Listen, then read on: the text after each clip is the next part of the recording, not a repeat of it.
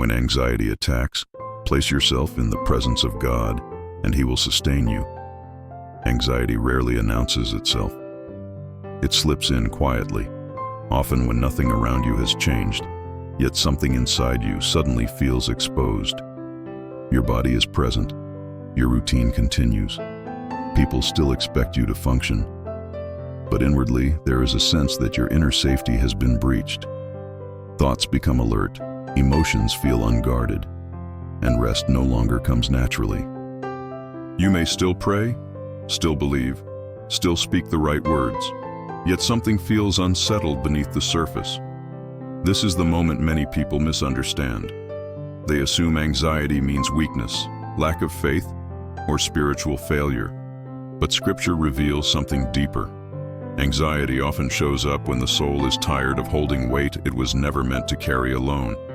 If you are here, it is likely because you are trying to keep going while feeling internally strained. You are not looking for noise or dramatic promises. You are searching for stability. You want to understand why your heart feels restless and where God is in the middle of it. This message is not here to push you toward instant calm or spiritual performance. It is here to slow you down enough to recognize what is happening inside you and to guide you back to the place where God sustains rather than demands. The presence of God is not something you reach after anxiety ends.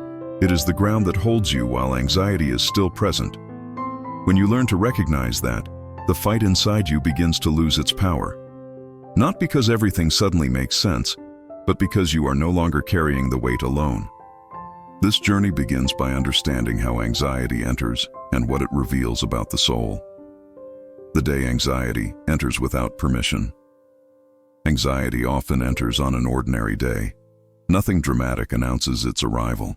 There is no clear danger, no visible collapse, no moment you can point to and say, "This is when everything changed." Life keeps moving. Responsibilities remain. Conversations continue. Yet inside, something subtle shifts. Your thoughts feel slightly more alert than usual. Your body carries a quiet tension you cannot fully explain. Rest no longer feels natural, even when you try to slow down. This is not panic. It is exposure. It is the sense that your inner safety has been touched, that something once steady now feels fragile. Most people overlook this moment because it does not feel spiritual or emotional enough to name. But this is often where anxiety takes root. Not in fear that screams, but in vulnerability that whispers. The soul senses that it is carrying more than it can sustain, even if the mind has not yet caught up. You may still pray. You may still believe deeply in God. You may still do everything you know is right. Yet the internal refuge that once felt secure now feels thinner, less reliable. And when that refuge weakens, the mind steps in to protect what the soul can no longer hold alone. Scripture shows this pattern again and again. When the soul feels unguarded, the mind becomes restless. It scans for threats. It rehearses possibilities. It prepares for outcomes that have not happened. Anxiety is not born from imagination alone. It is born from a soul that feels unshielded. This is why anxiety often shows up during seasons of responsibility, pressure, faithfulness, and endurance. It does not mean you are weak. It often means you have been strong for too long without realizing how much weight you have been carrying inwardly. The mistake many people make is assuming anxiety is the problem. But anxiety is rarely the root. It is the signal. It is the alert system of the soul saying, something sacred inside you needs attention. The Psalms are filled with moments where faithful people describe this exact state. They speak of hearts that tremble, minds that feel unsettled, nights without rest, thoughts that refuse to quiet down. Yet these moments are not framed as spiritual failure. They are framed as invitations. Invitations to return to refuge. Invitations to bring vulnerability into the presence of God, rather than hiding it behind strength. Anxiety enters without permission because it does not ask the mind for approval. It responds to the soul's condition. When inner safety fades, anxiety rises to compensate. It tries to guard what feels exposed. That is why resisting it aggressively often makes it stronger. You end up fighting the very signal meant to guide you back to covering. God never intended the soul to protect itself through constant vigilance. He intended His presence to be the refuge that sustains it. This is where compassion changes everything. You do not need to fix yourself before coming to God. You do not need to silence every anxious thought to be close to Him. The presence of God is not a reward for calm. It is the shelter offered in vulnerability. Anxiety entering your life does not mean God has stepped away. It often means your soul is becoming aware of how deeply it needs Him, not as an idea, not as doctrine, but as an active, sustaining presence. When you begin to see anxiety this way, something shifts. You stop treating it as an enemy and start listening to what it reveals. You realize that your soul is not broken. It is tired. It is asking for refuge. And refuge has always been at the center of God's heart for His people. The moment anxiety enters is not the moment faith ends. It is often the moment a deeper dependence is being formed, even if you cannot recognize it yet. When your mind feels unsafe, even in familiar places. There are moments when nothing around you has changed, yet everything inside feels unsettled. You wake up in your own bed, walk through rooms you know well, follow routines you have repeated for years, but your mind does not feel at home anymore. Familiar places lose their sense of refuge. Silence feels heavier than it used to. Even rest carries an edge of alertness. This is one of the most confusing aspects of anxiety, because it breaks the connection between external safety and internal peace. You look around and see no immediate danger, yet your thoughts behave as if something is wrong. This experience often brings shame. You may ask yourself why you cannot relax when life appears stable. You may wonder why your faith feels distant even though you still believe. The truth is that anxiety does not need external chaos to thrive. It feeds on internal displacement. When the soul loses its sense of inner refuge, the mind begins to question everything it once trusted. That is why anxiety can follow you into places that once felt calm.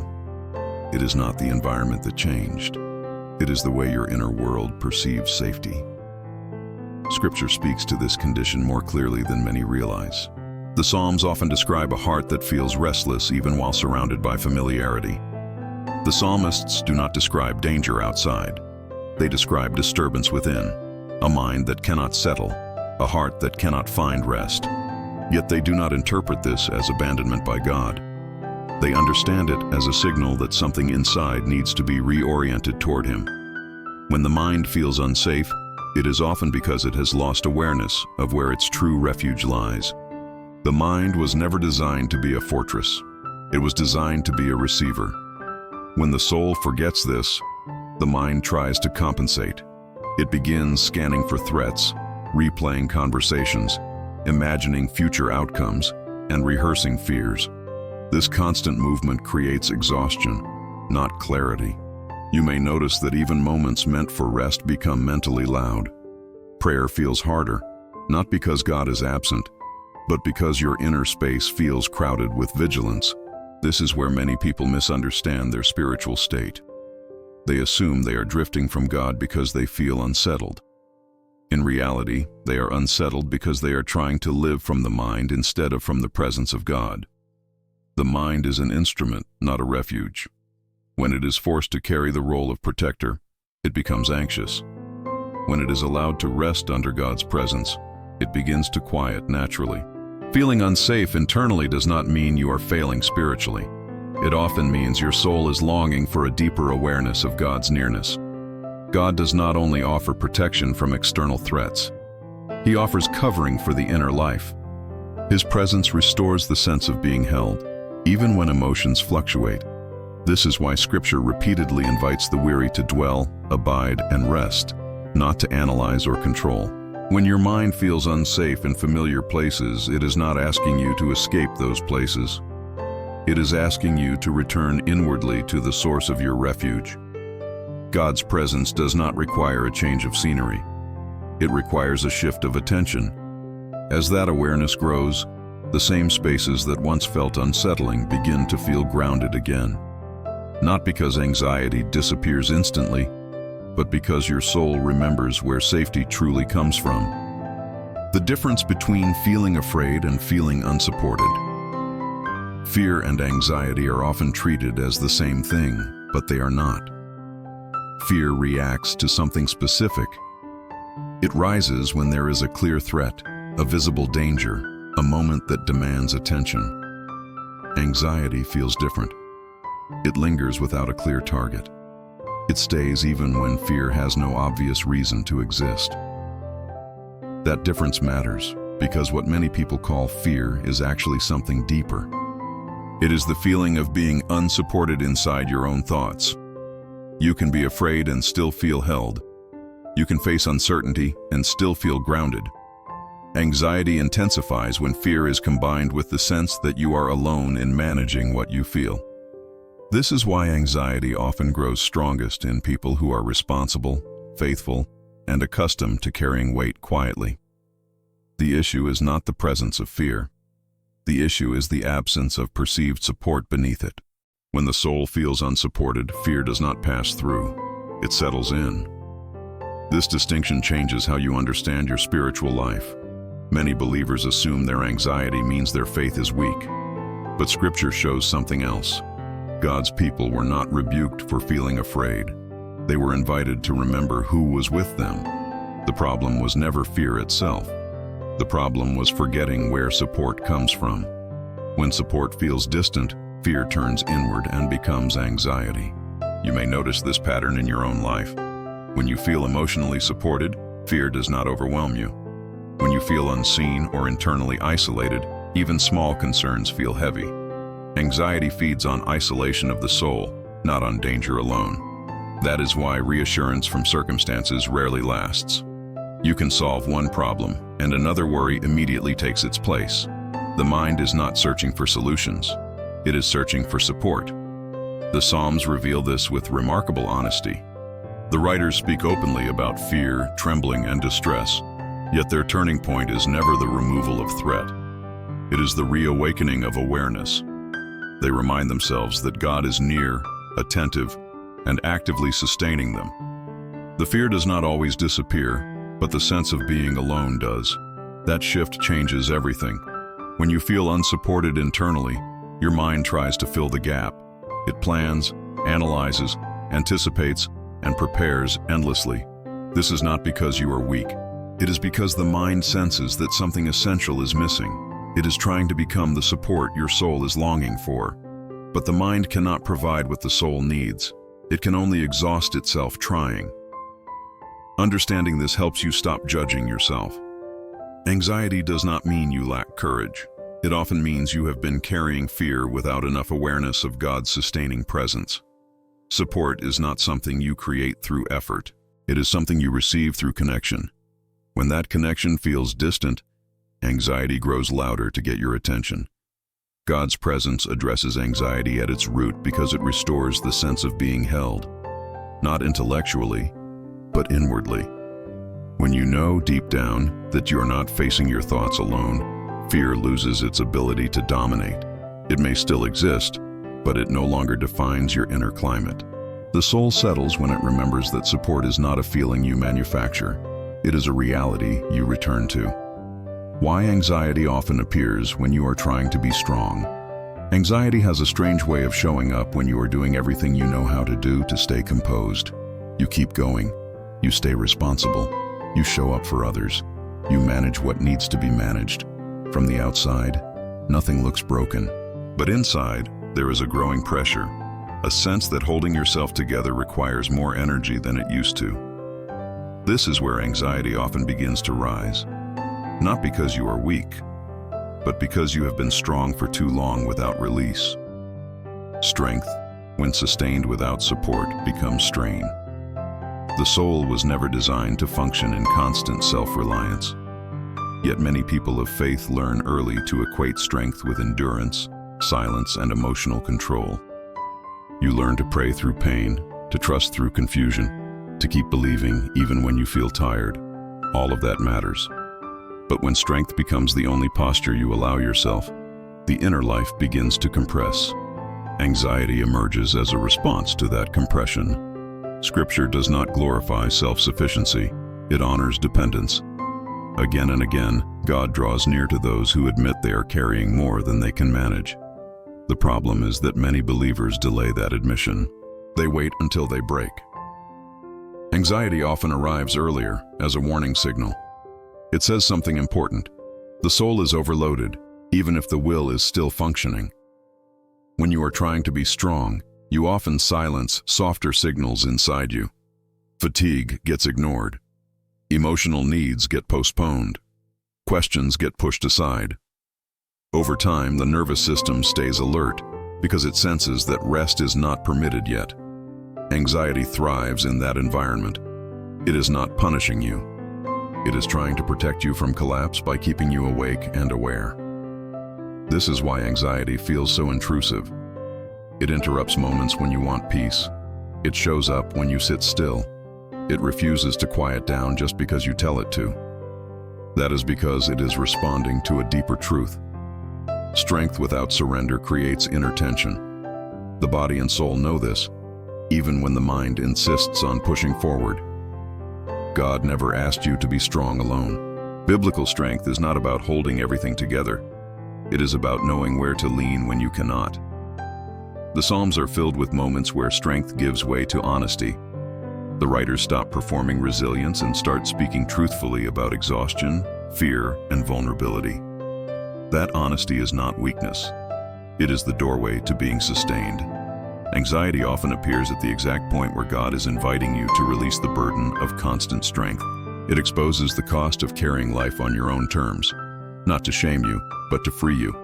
When you begin to understand this, you stop fighting anxiety as an enemy and start listening to what it reveals about your need for support. There is relief in realizing that God is not impressed by how strong you appear. He is attentive to how heavy your inner life feels. When you allow yourself to stop striving inwardly, something begins to shift. The pressure eases. The soul breathes. Anxiety loses some of its urgency because it no longer has to shout to be heard. Strength was never meant to replace dependence. It was meant to be sustained by it. When anxiety appears during seasons of endurance, it may be signaling that God is inviting you into a deeper form of trust. One where you no longer carry the weight alone, and where being held matters more than holding everything together. The illusion of control that keeps the heart restless. Control often feels like safety. When anxiety begins to surface, the instinct is to manage more carefully, think more precisely, and prepare more thoroughly. You tell yourself that if you can anticipate every outcome, regulate every emotion, and stay mentally ahead of potential problems, you will finally feel at peace. But instead of relief, something else happens. The heart grows more restless. The mind becomes more alert. The inner world never fully settles. What promised safety quietly becomes a source of exhaustion. The illusion of control is subtle because it appears responsible and even wise. It looks like diligence. It sounds like maturity. Yet spiritually, it pulls the soul away from trust and into constant self-monitoring. Control shifts attention inward, toward managing life rather than resting in God. The more control becomes the goal, the less space there is for presence. And without presence, the heart cannot rest. Scripture reveals that control has always been a fragile refuge. God does not condemn planning or wisdom, but He repeatedly warns against placing security in human effort. The restless heart is often not restless because life is unstable, but because the soul is trying to secure itself without surrender. Anxiety grows in that space, not as punishment, but as consequence. The soul was never designed to carry the burden of certainty. When you rely on control, every unknown feels threatening. Every delay feels dangerous. Every unanswered question demands resolution.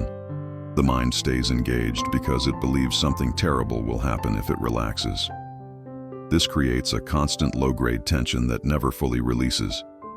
Even moments of calm feel temporary, because control knows it cannot guarantee anything lasting.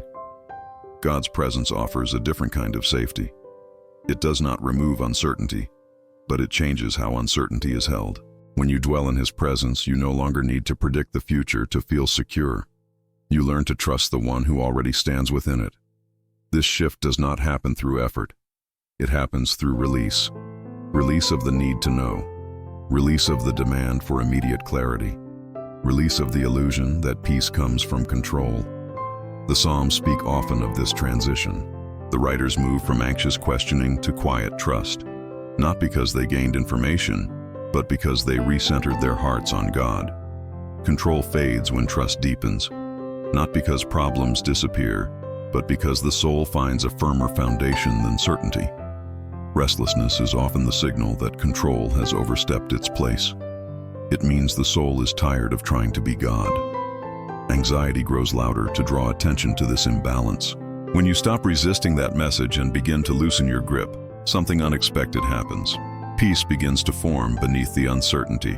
Not fragile peace, but grounded peace. The kind that does not depend on everything going right. Letting go of control does not mean giving up responsibility.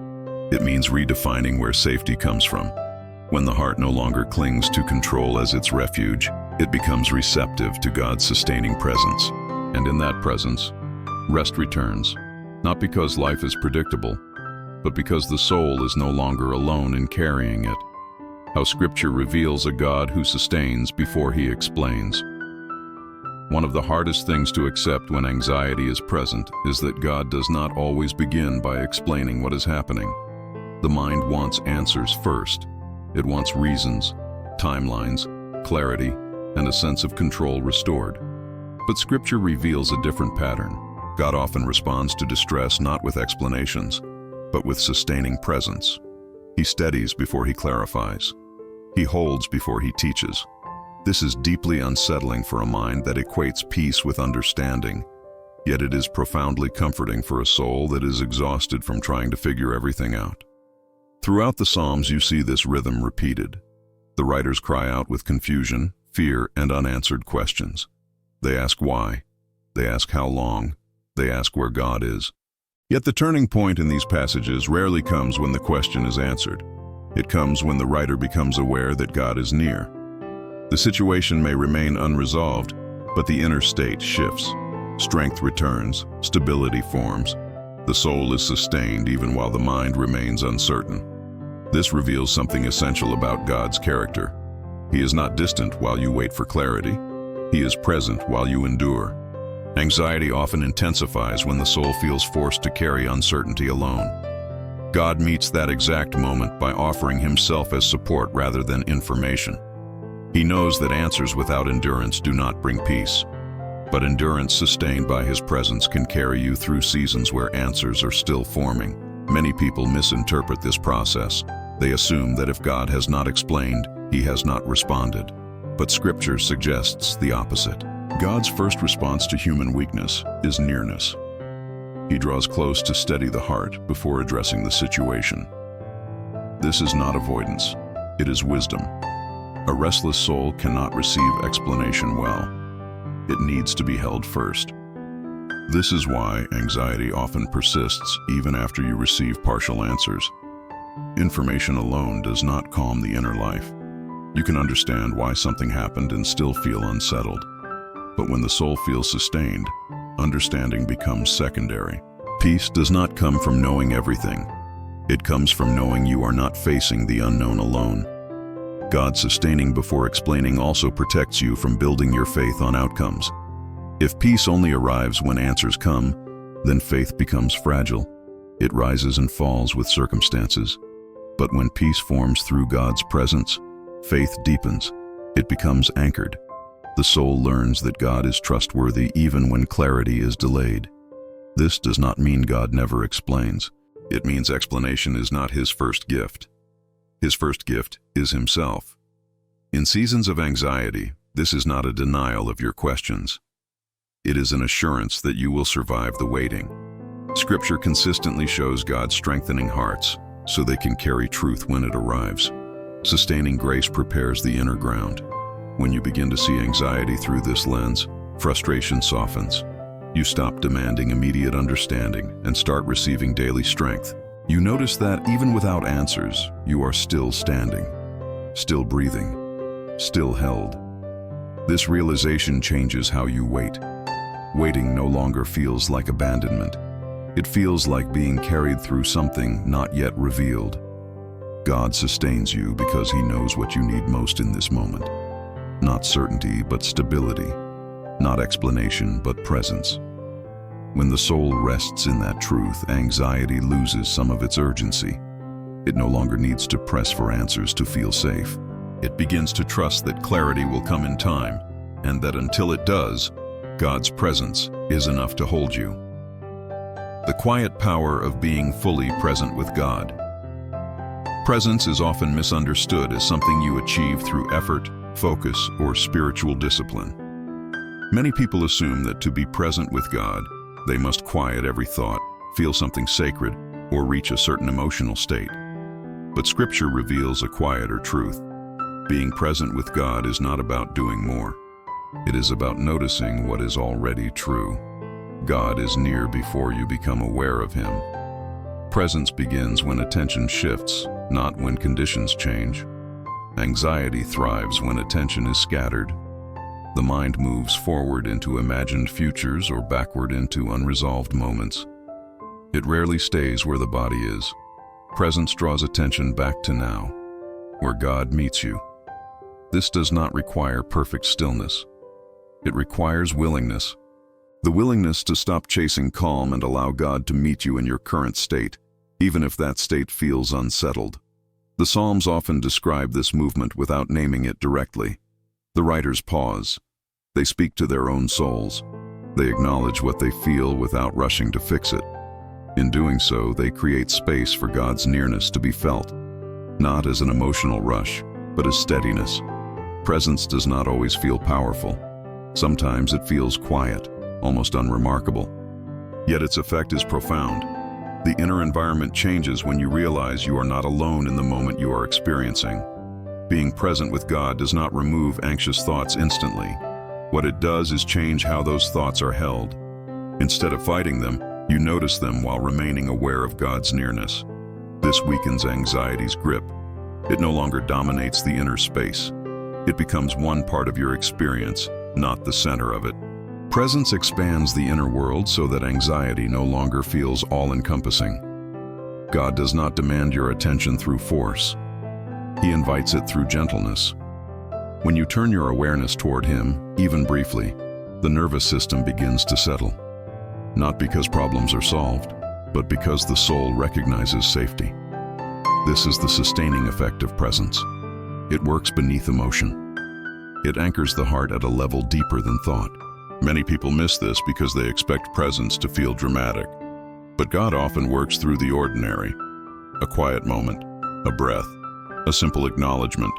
When you stop striving to feel something and allow yourself to be where you are with God, the soul begins to rest. Presence does not eliminate movement in the mind, but it reduces the urgency behind it. This is why presence is powerful during anxiety. It does not demand that anxiety leave.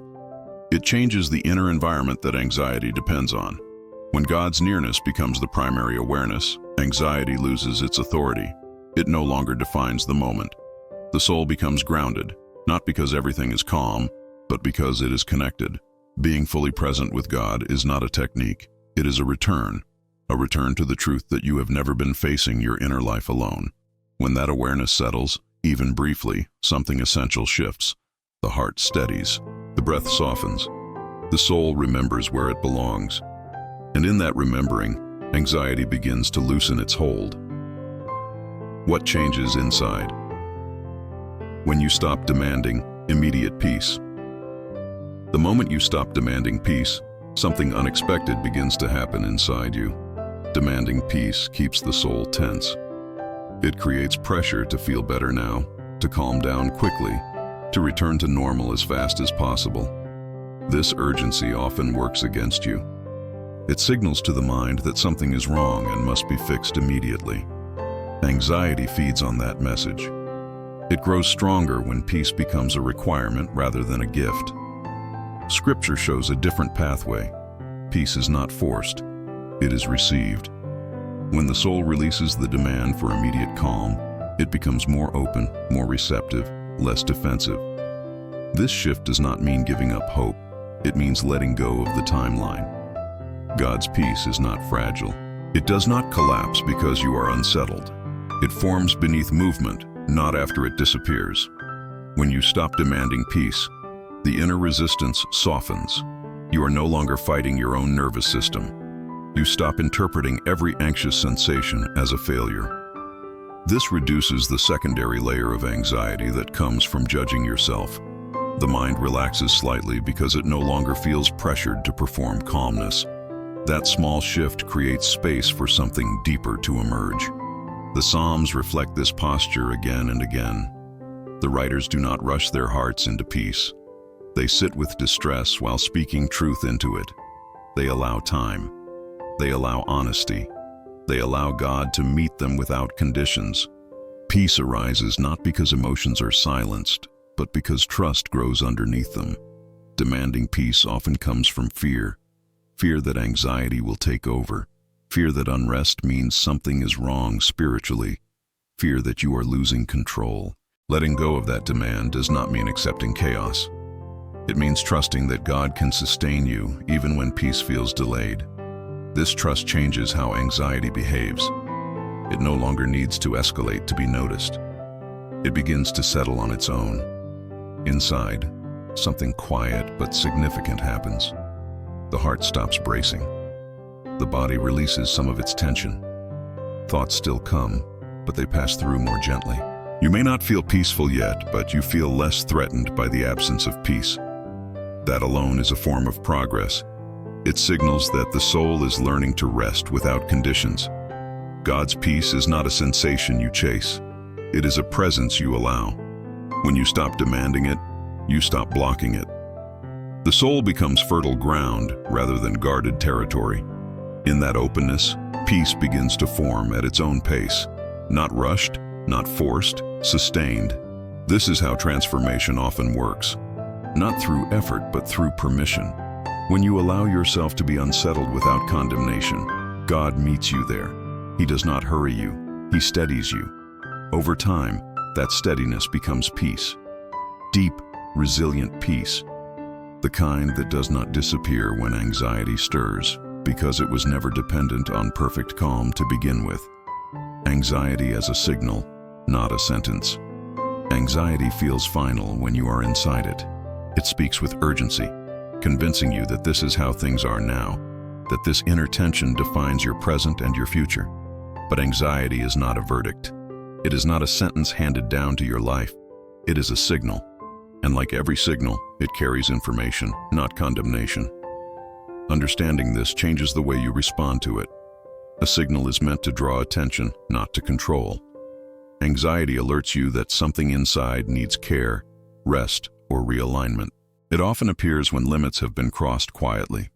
Emotional limits, mental limits, spiritual limits. You may not have noticed the crossing when it happened. You kept going. You stayed faithful. You stayed functional. Anxiety arrives later, not to punish you, but to say something important has been overlooked. Scripture consistently treats inner distress as meaningful, not shameful. The Psalms never frame anxiety as moral failure. They treat it as communication. The soul speaks through unrest when it no longer feels heard through calm. Anxiety becomes the language of a heart asking for attention, asking for refuge, asking to be seen by God and by you.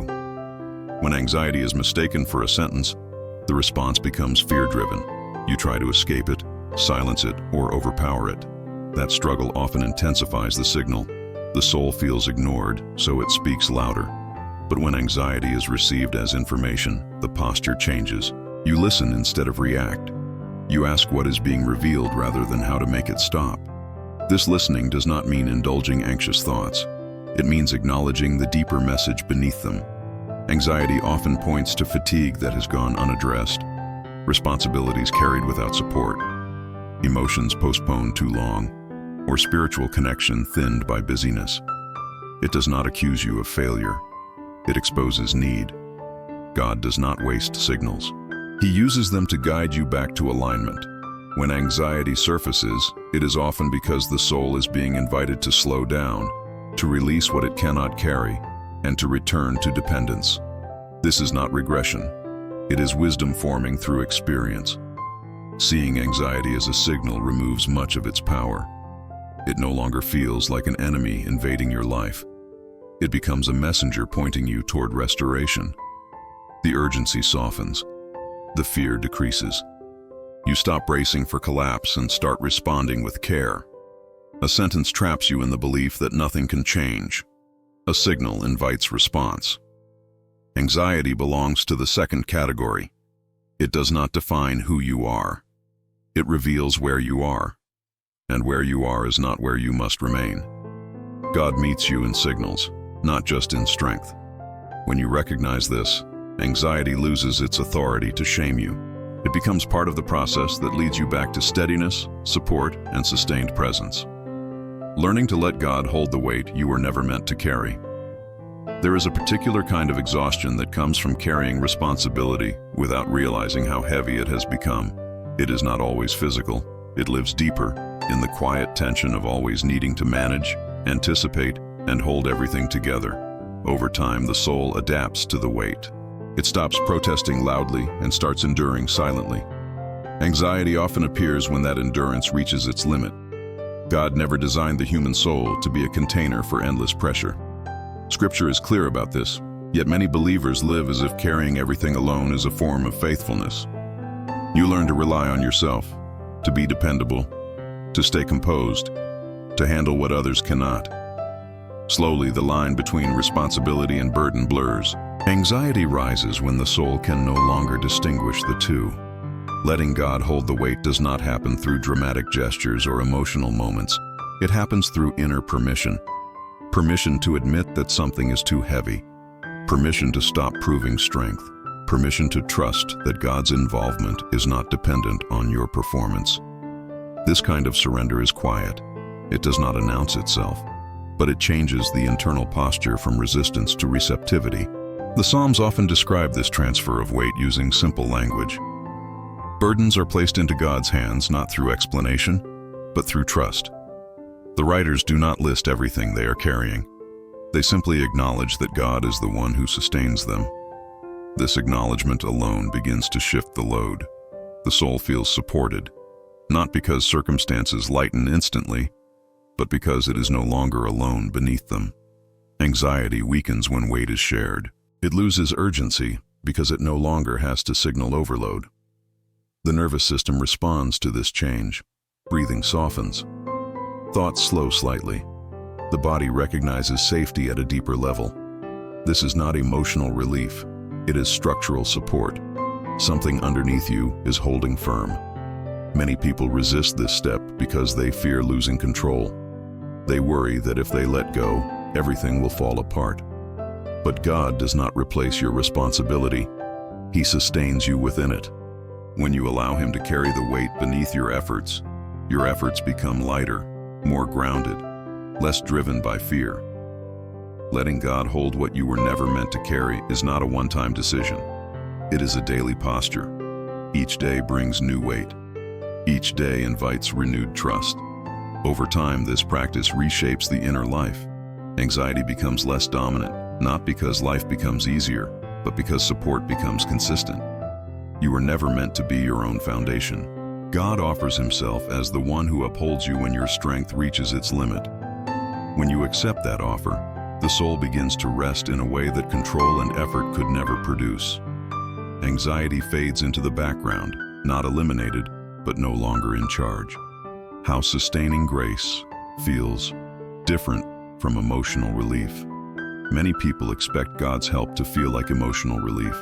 They wait for the moment when tension disappears, thoughts quiet down, and the heart finally feels light again. When that does not happen, disappointment follows. Anxiety returns, and with it, the question of whether God is truly helping at all. But Scripture introduces a different category of experience. Sustaining grace does not always feel like relief. It feels like stability. Emotional relief removes discomfort. Sustaining grace holds you steady within it. Relief comes and goes depending on circumstances and mood. Sustaining grace remains, even when emotions fluctuate. This is why God's support can be present even when anxiety still moves through you. The soul is being upheld at a deeper level than feelings. The Psalms often describe this distinction without naming it. The writers speak of being upheld, strengthened, and kept from falling, even while distress continues. They are not always calm. They are not always comforted emotionally. Yet they remain standing. They endure. They continue. This endurance is not willpower. It is grace operating beneath awareness. Anxiety loses much of its power when you understand this difference. You stop measuring God's faithfulness by how you feel. You begin to notice quieter signs of support. You are still able to function, still able to breathe through moments that once overwhelmed you, still able to return to God even when peace feels distant. These are not small things. They are evidence of sustaining grace at work. Emotional relief is immediate but fragile. Sustaining grace is subtle but durable. It does not announce itself with sudden calm. It reveals itself through continued capacity. You are not collapsing the way you feared you would. You are not being overtaken. Something unseen is holding you together. That something is God's presence working at a structural level of the soul. This understanding changes how you relate to anxiety. Instead of waiting for it to vanish before trusting God, you begin trusting God within it. Anxiety may still arise, but it does not carry the same authority. It no longer signals abandonment. It becomes part of the terrain where grace operates. God's sustaining grace respects your humanity. It does not demand emotional perfection. It meets you in your limits. When you accept that help may feel different than expected, frustration softens. Gratitude grows. You begin to recognize that being upheld is often more valuable than being relieved. There is comfort in knowing that God is not absent simply because your emotions are unsettled. He is present in your endurance. He is present in your ability to keep going. He is present in the quiet strength that carries you through moments you thought would undo you. That is sustaining grace. It may not feel dramatic, but it is faithful. And it is enough.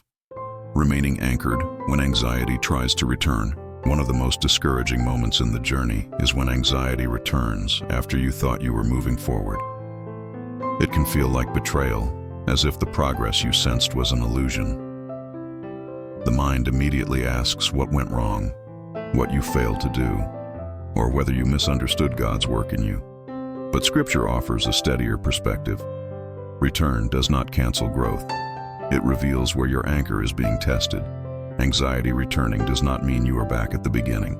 It means you are learning how to remain grounded when conditions are no longer ideal. Faith was never meant to eliminate fluctuation. It was meant to create stability within it. The difference between being overwhelmed and being anchored is not the absence of anxiety, but the presence of something deeper holding you steady. Anchoring is an internal posture, not an emotional state. You can feel unsettled and still be anchored. You can experience anxious thoughts and still remain connected to God. When anxiety returns, the temptation is to panic inwardly, to assume danger, to brace for collapse. But anchoring invites a different response. You notice what is happening without surrendering to it. You remain aware of God's nearness even while your emotions move. The Psalms show this again and again. The writers do not pretend anxiety never revisits them. They speak to their souls repeatedly, not once. They return to trust over and over. This repetition is not failure, it is formation. Each return strengthens the anchor. Each time you choose awareness over reaction, something stabilizes inside you. Anxiety tries to convince you that its return means you are unsafe again. But safety rooted in God's presence does not vanish because emotions fluctuate. The anchor holds beneath the surface. Even when the water is rough, the foundation remains. Learning to trust that reality takes time. It requires patience with yourself and honesty with God. Remaining anchored also means releasing the pressure to feel consistent. Spiritual maturity is not emotional sameness. It is resilience. It is the ability to return to God without self-condemnation. When anxiety returns, you do not need to start over. You continue from where you are. You bring the experience into God's presence rather than pulling away in disappointment. This is how anxiety loses its power over time, not by disappearing completely, but by losing its authority to define your state. It becomes something you experience, not something that controls you. The anchor does its work quietly. You notice that recovery comes faster, that fear does not linger as long. that you are less afraid of anxiety itself. God is patient in this process. He does not withdraw because you struggle again. He remains consistent even when your inner world is not. Anchoring teaches the soul that stability is not fragile, it is sustained. When anxiety tries to return, you discover that you are not as vulnerable as you once believed. Something within you has learned where to hold. When you realize you are never alone in the struggle, there comes a moment, often quietly and without ceremony, when you begin to see your journey differently.